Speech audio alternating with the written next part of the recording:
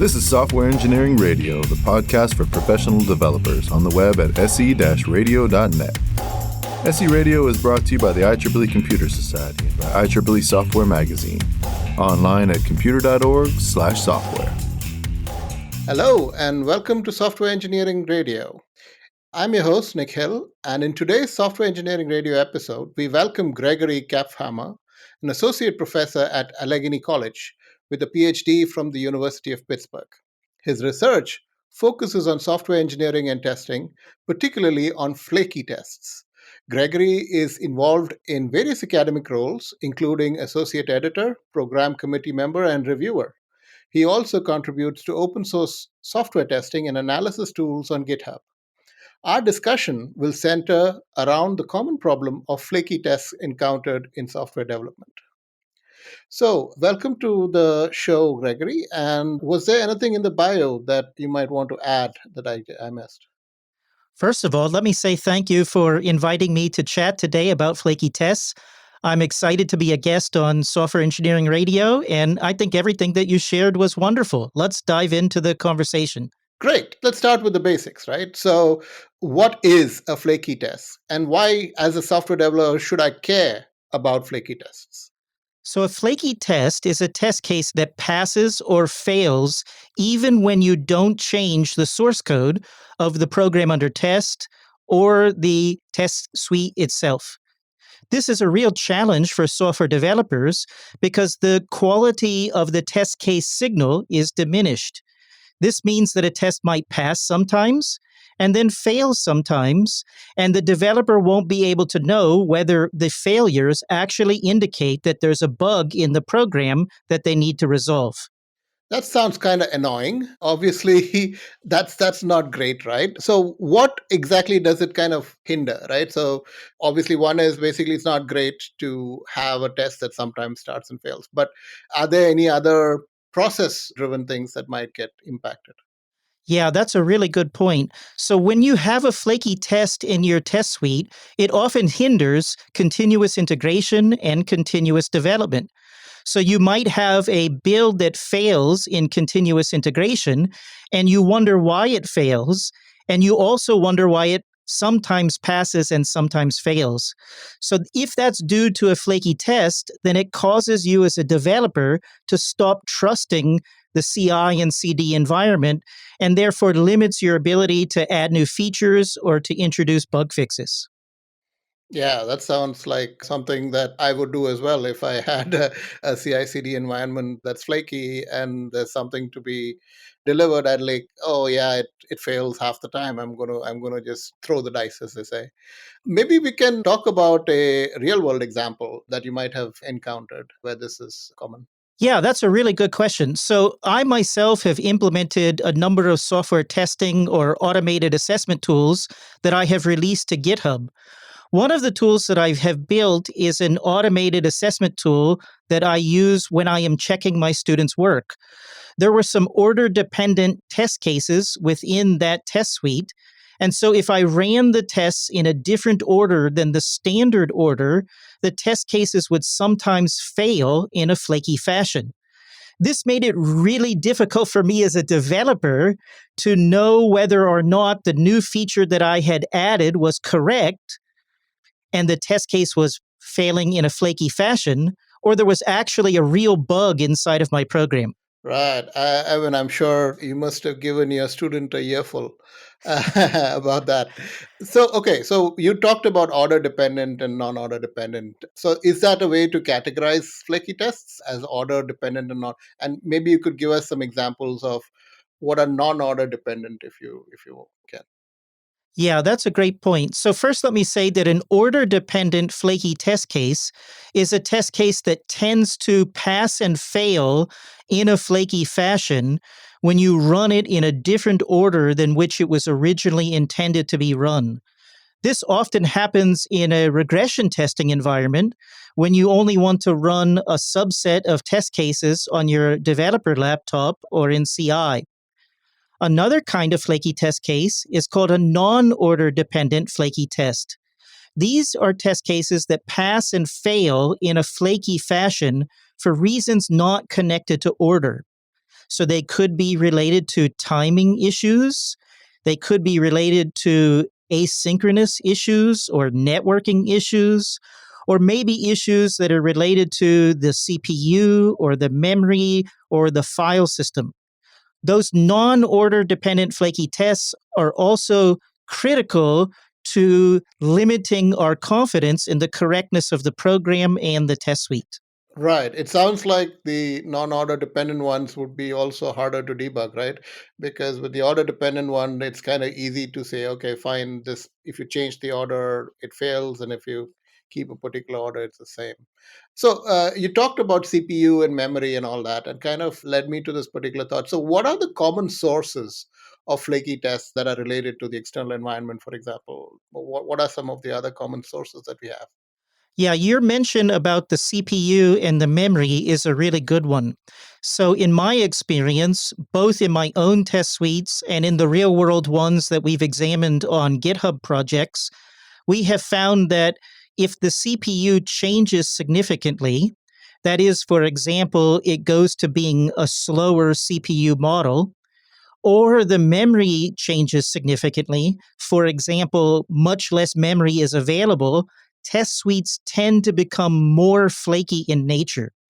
That's because of the fact that you often might have certain resource constraints in mind as an assumption when you're writing the test case as a developer.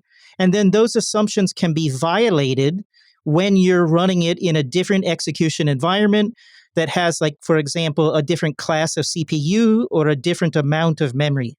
Great. So those are obviously some physical sources. Do you think there may be actual problems in your program that might lead to a flaky test? That's a really good point. In my experience, it has both been a problem in my test suite and also a problem in my program. For example, there have been cases when I was building applications that had a significant web user interface. And for those systems, sometimes my test cases were flaky because parts of the web user interface didn't appear fast enough or according to some timeline that was expected by the test case. In that situation, it was really a problem in my program that manifested itself as a flaky test. Right. So it's kind of like a performance issue in the way you render your web interface, for example, that might be kind of causing this. Okay. What about other things? Do you think like there could be a time related factor in this? Because I've noticed that I at least when I do my tests, I always get nervous when it comes to time because you have different time zones, you can run servers in different places, etc. Right? So, what are your experiences with time, or do you think that that is something that we should be careful about? So, as a developer, modeling and correctly handling the date and the time is, in my experience, one of the most challenging things to do correctly. So there may be situations in which the test cases pass if they're run in a certain time zone or if they're run at a certain time of day. But if assumptions about the test case's date or time or the program's date or time are violated, then the test case may start to fail in a flaky fashion. So I would say it's not only issues about timing, that is, how long it takes for things to appear in the UI or to run in an asynchronous fashion, but it's also about the date and the time modeled from the perspective of both the program and the test suite. Right, right. Just to share a real world use case from my work, I work in the logistics space. So for us, basically, time zones is a major deal, right? Because you're moving cargo across the world, and there have been more than one occasion where literally a test would be running in my time zone, and then we deploy it to the cluster, and the cluster happens to be in America, and suddenly all the tests failed because the flights that were supposed to start or the test that I'd assumed the flight would start on a particular date has now suddenly shifted to the previous day, right? So this has been my experience at least with flaky tests. So obviously there are these common sources. So how can we detect this? Is there a way that we can actually before we have to go and send it to the CI/CD and before we actually commit it to the Git repositories. Is there a way for us to figure out that, okay, these tests might be flaky even before we do the main commit? Yeah, I think that there are a number of things that developers can do to detect that a test case is flaky. One of the things that I normally first do is rerun a test case some fixed number of times. So if the test case tends to pass or fail in a non-deterministic fashion, then I often will first run that test case in isolation a repeated number of times. If it passes in isolation a repeated number of times, then I might start to gradually increase how many test cases I run and the context in which I run those test cases, and then continue to rerun it a fixed number of times. To give a concrete example, let's say that I have two test cases that are interacting inadvertently through shared state in a database or in a file system. What I might then be able to discover is that when I rerun those test cases together as a pair or as a group, they negatively influence each other and cause flakiness. In that case, to solve the problem, I would try to introduce better setup and tear down methods for those test cases, and then help to ensure that they're no longer flaky when I run them, both in isolation and additionally in a group of other tests. Right. I mean, that I guess is one way of doing it. It also speaks to you should probably make your test fast, because if you want to run it multiple times like this, then definitely that's something that you should consider. Are there any tools that we can use, kind of like a linting tool or some kind of statistical analysis that we can do maybe to figure out if a test might be flaky? Yeah, that's a really good question. The first thing I should say before I get to your comment about statistical analysis is that often I use tools that help me to do an automated rerunning as soon as the test case is detected as flaky. So that way I don't have to do any manual rerunning on my own. I just allow my testing framework to rerun the test cases for me. I also use tools both for Java programming and for Python programming that can attach markers to my test cases. I could have a flaky marker that automatically appears on a test if rerunning indicates that it's likely to be flaky. Then I can change my rerunning process so that at least for a period of time, it screens out those test cases that are the flaky ones, running the rest of the test suite, and then allowing me to focus back on maybe finding and fixing the sources of flakiness in the test cases that were automatically marked as being flaky. Oh, okay, cool. So these would be frameworks that you run on top of the actual unit testing framework that you have, right? Yeah, that's exactly right. Okay, so the now we've detected a flaky test. Then what? What should we do now? How do we actually tackle this particular test? What is the approach that we do? One of the things that I do at this point is investigate how the test case is interacting with the execution environment. So, for example, I might introduce instrumentation into either my program or my test suite. That instrumentation can do things like track how the test interacts with the file system or track how the program interacts with the file system. I can also track other things like code coverage, memory usage, and execution time. One of the things that I found is that if a test case takes up too much memory or repeatedly accesses the file system in a way I didn't predict, that might be an indicator as to why it is flaky. Right. When you say instrumentation, just to clarify, you're talking about things like logging or adding metrics that you can and measurements about on your code, or do you have like a specific instrumentation tooling in mind? That's a really good point. So, when it comes to instrumentation, you can, as a developer, introduce that into your system on your own. Or alternatively, you can use a wide variety of open source and or commercial tools that can monitor the execution of your program and your test suite. As a concrete example of that, there is a product called Datadog, and Datadog can monitor both the behavior of your program and the test suite, and then give you hints that will help you to discover why your test case may be flaky. Ah, okay. That is cool. Okay, so we have looked at it and we've kind of instrumented it. Should we even repair it? Can we just delete this test? I mean, how do we actually make the call whether you should spend your time, because after all it is a test, you're not actually delivering features here, right? You're not delivering business value. So one argument could be made is that, hey, you can't spend that much time on the test, just delete the test. So how do you actually make that kind of determination, let's say, about this? Yeah, that's a good point. So there are two things that I would say in response. First, one of the things that I often do is quarantine the test case and stop running it in continuous integration. As I mentioned previously, another thing that I'll sometimes do is mark the test case as a flaky test, and then I will skip it for a period of time. However, if I quarantine a test case or skip a test case, I may be missing out on the fault detecting potential that is associated with that test.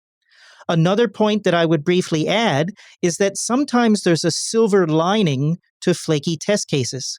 Sometimes test cases that are flaky are actually pointing out a problem in the business logic of my program. And so it might be helpful to me in certain circumstances to at least invest some time to root causing the flaky test, because it could lead me to actually finding a bug in my program. Oh, awesome. So that's great. I mean, this is another example why I love testing, because even a bad test can give you more information than no testing at all, right? That's great. So, okay, I've decided to track down this particular flaky test and try to see if I can repair it.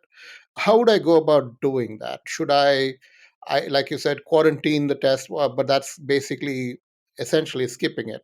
Do you think it'll be better to maybe look at the setup and tear down functions, or try to see if we can make sure that this test is well factored or isolated better than currently? What you're suggesting is something that I definitely try to do, especially if I'm dealing with an order dependent flaky test case. I will often try to make sure that I have the best possible setup and tear down methods associated with all my tests, especially those test cases that are flaky. Obviously, there's a trade off here when it comes to the flakiness of my test suite and the performance of the overall testing process. So, one of the trade offs that I have personally experienced is that if I clear out a significant amount of state from a database or a file system or things that are shared in memory, that could cause my test suite to run more slowly than it would otherwise, because I'm executing a lot of heavyweight code in either setup or teardown.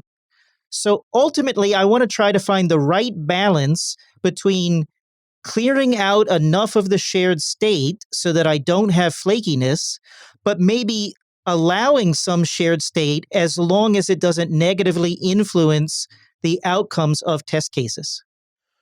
Okay, so what would you do if you actually went down this particular route and at the end of the day you found that, okay, this is something that's maybe a little bit beyond your control, right? So it might be that, okay, there is a network problem between your machine or your laptop and the server on which the test is trying to connect to a third party service that you can't mock out, and basically that is kind of causing this. Do you think there is actual value in still retaining the test but not actually running it that often, more kind of like from a, maybe don't use it as a unit test but use it as a integration test or a smoke test or something that you run less often but just to make sure that things are working? Do you think there's value in that? Wow, that's a great point. Before I directly answer your question, let me pick up on something you said a moment ago. One of the things that I try to do, which you talked about, is the idea of introducing various kinds of mock objects or mock services into my test suite.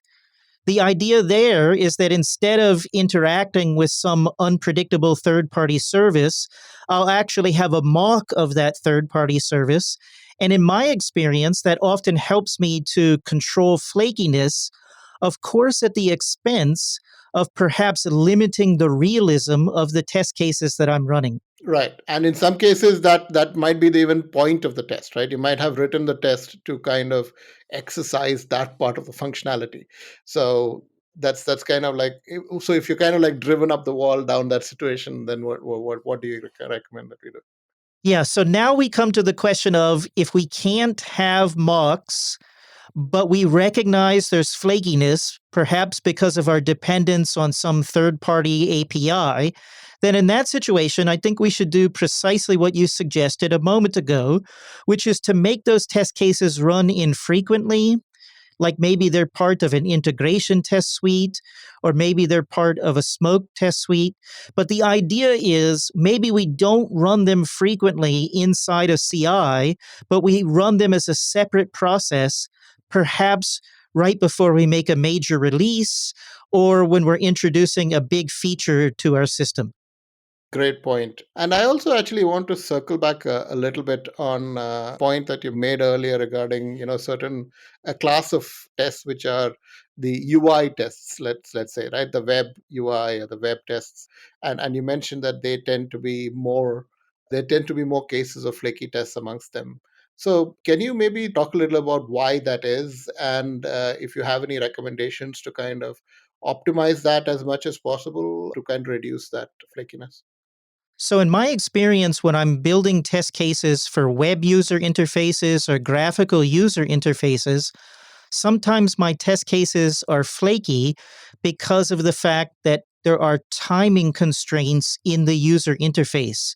And my test case may make an assumption about how quickly something appears in the web UI or in the graphical user interface. So in those situations, I try to make my test cases more event driven in nature as opposed to making them timing or weight based in nature. Another thing that I have found super helpful, especially when I'm dealing with web user interfaces or mobile apps, is avoiding hard coding my test cases for the user interface to individual pixels or individual locations. I want to make them more about existing widgets in the web user interface or in the Android app and less about their precise location on the screen, because that often introduces flakiness, which I think can be avoided if you adopt one of the strategies I mentioned. Right. So just to kind of make sure that I understood. So what you're recommending is that don't kind of introduce timing based tests. Basically try to look for or listen for events that have happened, and then basically write your tests around, okay, this event happened, therefore this test has passed or not, right? And the other one was regarding making it a little less brittle by looking for the existence of certain components or features in the UI rather than looking at it from a pixel based or a point based, placing it in the layout, so to speak. Excellent suggestions. Have you thought about also? So when you look at the event based thing, right? One of the things also is that the event might not happen, right? So that might be because your code is wrong, right? So your test is waiting for an event, but the event might not appear because you wrote something or your business logic broke, right? So how do you actually deal with? So does your test basically wait for that event for a certain amount of time and then give up, or how do you actually write that test? Yeah, that's a good point, and it makes me think of two things in particular. So, first of all, we know that we can't wait for an indefinite period of time. So, in that situation, we still ultimately do have to introduce some type of timeouts, but we try to make the timeout big enough so that the event will always occur within a reasonable period of time. The other thing, in response to your point, that I have found helpful for both graphical user interfaces or web interfaces or code based testing is to think carefully about the oracles or the assertions that are inside my tests. If my oracle is looking at too much of the state, whether that's the UI or the database or the file system, it may be waiting for events to happen or content to appear, but that's not really critical for the test case's assertions to be able to pass. So, another strategy that I've adopted is thinking very carefully about the oracles or the assertions and ensuring that they're narrow enough so that they don't become flaky. Right. Just to kind of enlighten myself, what do you mean when you say oracle? Can you kind of explain that term to me? So, the oracle is the part of the test case that helps us to know whether the test case did or did not pass. So, if we're taking a Ah, simple example, the idea of the oracle is to accept the output that comes back from the function under test, and then to inspect all or some portion of that output. If what you're looking for appears in the output, then the oracle, or we could say the assertion, will allow the test case to pass. But if the oracle looks in the output and it says, hey, I can't find what I'm looking for, then in then that it's a fail. situation, exactly, the test case would fail. Okay, okay, cool. So I'm used to the term assertions for that. So this is today I learned. Thanks for enlightening me. So moving on, obviously you had mentioned there were tools that we could use to detect flaky tests and maybe even handle aspects of flaky tests. Can you kind of talk about, do you know of any tools or can you recommend a few tools that in Java and Python, because those were the ones languages that you had mentioned, you did your research on, that you can use for flaky tests? So, the first thing that I would say is that there are many tools for both Python and Java developers that allow you to do various types of intelligent rerunning of your test suite. Normally, these are plugins to a specific test automation framework or some type of build system. For example, the Maven build system has the Surefire plugin that will do rerunning of your test suite when a flaky test case is detected. There are similar plugins that you can use if you're a Python developer and you are using PyTest as your testing framework. For both of those tools, I would say that rerunning is one of the easiest and nicest places to start when it comes to leveraging tools that will help you to detect and or fix flaky tests. The other area is a bigger area that we may want to investigate in greater detail, and that is the use of tools that use machine learning in order to help you to find and fix flaky test cases. Right. That sounds fascinating, and machine learning is quite the fashion right now. Can you elaborate a little bit more on how that can be done? So, when it comes to machine learning, the first thing that we should talk about is whether we're using a supervised or unsupervised or reinforcement machine learning technique. My specific examples and the tools that we've built and released on GitHub all use what are called supervised machine learning algorithms. The idea there is that you're going to collect information about the program and the test suite, and then you're going to connect that with information about whether the test case is or is not flaky, and then use a trained machine learning model to make predictions about the flakiness of test cases in your system. Okay, cool. But I mean, and this is just me being a complete novice in this. I'm not that familiar with machine learning techniques, but my understanding is that machine learning, for the large part, is a probabilistic method, right? So if you apply a machine learning technique, they can at the most tell you probabilistically that this is probably the solution that you're looking for. How do you actually deal with that? Is that the method that you used, which is a supervised machine learning method? Do you get better results from that? And are you more confident about your results there? That's a good point. So let me address it in part, and then I'll turn it back over to you for further clarification and question. The first thing that I would say is that you have to have some information about both the program and the test suite. And the better information you have, the better the machine learning algorithm is going to be able to make predictions. The features that you're going to collect are what I would call static features and dynamic features. The static features are those that you can extract by looking at the source code of the program and the test suite. The dynamic features are those that you can extract by actually running and observing the program and the test suite. And again, my first main point is the better features you have, the better the machine learning algorithm is going to be able to do at predicting the individual test cases and whether or not they're going to be flaky. Right. So when you say features, could you give us some examples of this? Is it like the number of commits? Is it the users? Is it any aspects of the code? Is it metadata about the code? What kind of features are you talking about? So when it comes to a static feature, some of the things that we might extract are related to what's known as the abstract syntax tree, or the AST, of either the program or the test suite. The idea might be the more complicated or deep that is the abstract syntax tree, then maybe the more likely that it is going to ultimately manifest in flakiness. That would be, again, an example of what we would call a static feature.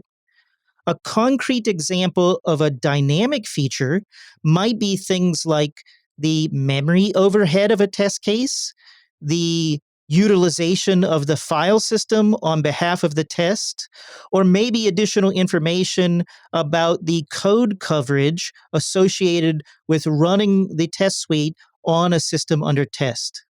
Right. Okay. And what you're saying is that with a combination of these features, your machine learning then program then builds a model that can predict with a reasonable amount of accuracy areas of the program or areas of the tests which are flaky. Yeah, so the idea is that's exactly right. So the idea is you collect all of these features, and then for every test suite, for every test, you run the test case repeatedly in isolation, and then you notice that there's flakiness, then that would suggest to you it's very likely a non-order dependent flaky test. Then, if you rerun the test suite in groups or the test suite as a whole, and you find certain test cases are flaky, then that's an indicator that they're likely to be order dependent flaky tests. Those then are the labels that you would feed into the machine learning algorithm. So you give it information about a test behavior and its static structure. You give it information about the program's behavior and its static structure. Then for every test, you give it the label from rerunning, which would indicate whether the test case is flaky or is not flaky. You then train a model, like, for example, a neural network or a random forest or other kinds of machine learning algorithms. And then you can use that trained model to make predictions about new test cases or revisions to test cases as they come into your test suite. Cool. That sounds really cool. And thank you for going into that because this was new. I never thought about machine learning as a way to kind of look at improving flaky tests. Let's move into a little bit further, slightly different topic, which is obviously we have tooling that handles flaky tests after they've happened, and we have now tooling you talked about where it can help you predict maybe flaky tests coming up.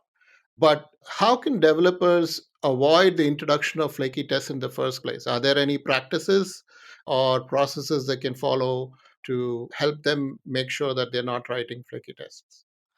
One of the things that I tried to initially do to avoid introducing flaky test cases is always run my test suite in a random order when I'm doing development on my laptop. I also add something into my CI configuration so that in CI, I also run my test suite in a random order.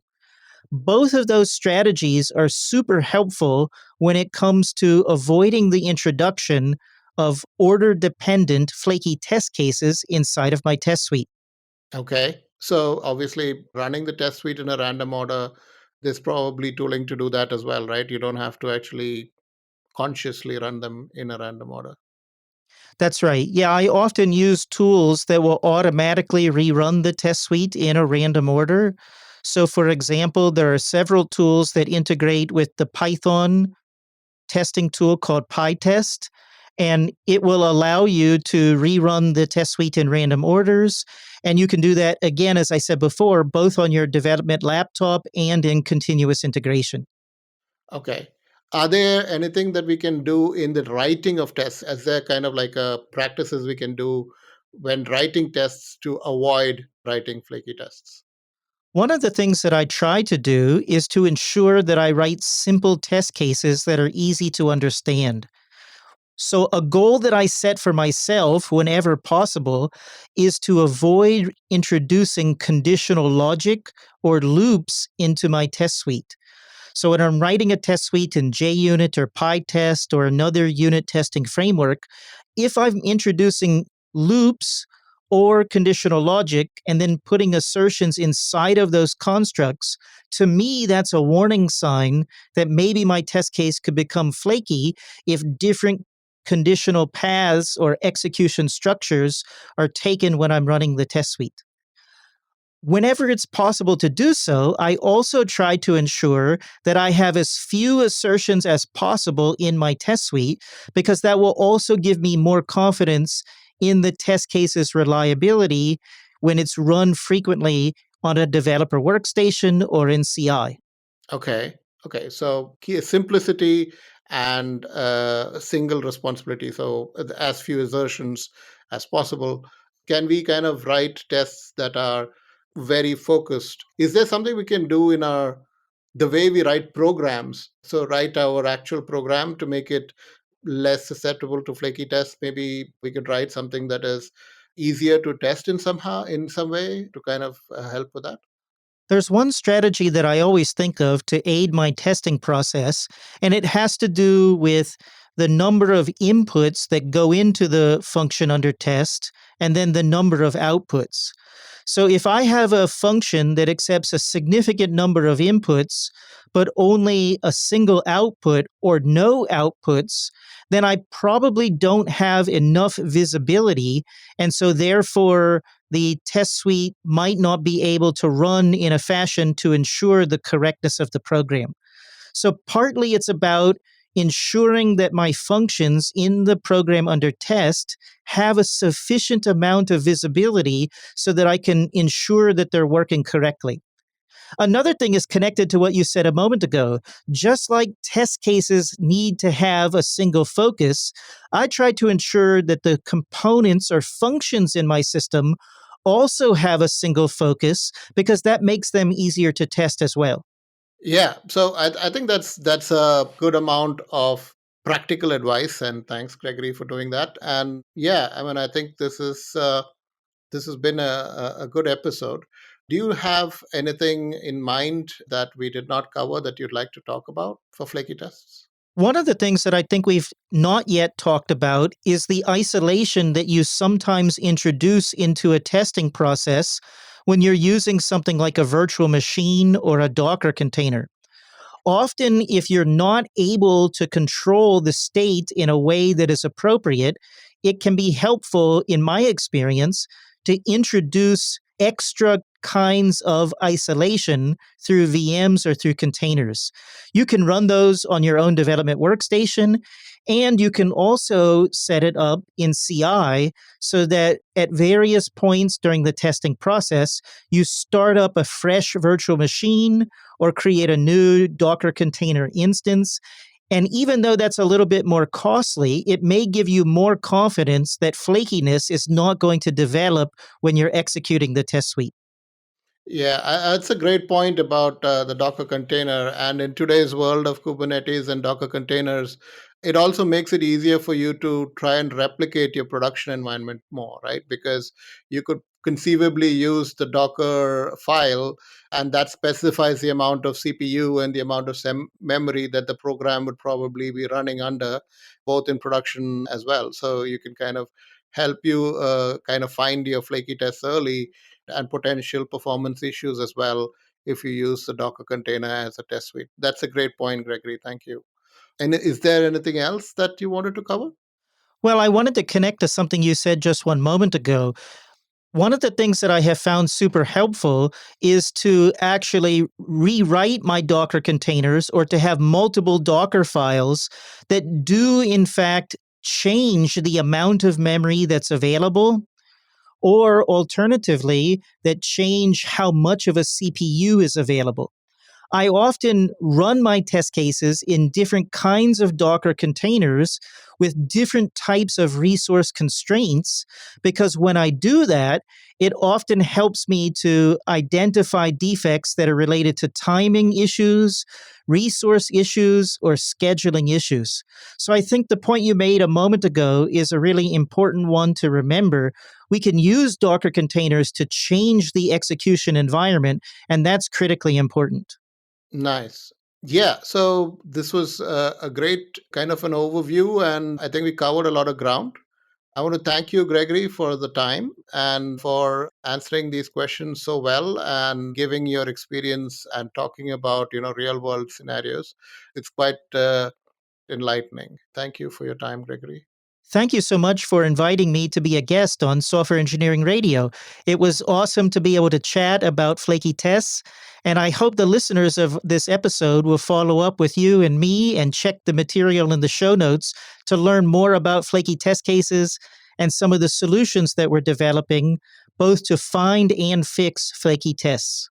Absolutely, yes. We will be having Gregory's contact details, his Twitter handle, LinkedIn, etc., as well as links to his papers on flaky tests and other topics that he has been working on in the show notes. Thank you once again, Gregory, and have a good day. Thank you very much as well. Have a great afternoon. Thanks for listening to SE Radio, an educational program brought to you by IEEE Software Magazine. For more about the podcast, including other episodes, visit our website at se-radio.net. To provide feedback, you can comment on each episode on the website or reach us on LinkedIn, Facebook, Twitter, or through our Slack channel at seradio.slack.com. You can also email us at team@se-radio.net. This and all other episodes of SE Radio is licensed under Creative Commons License 2.5. Thanks for listening.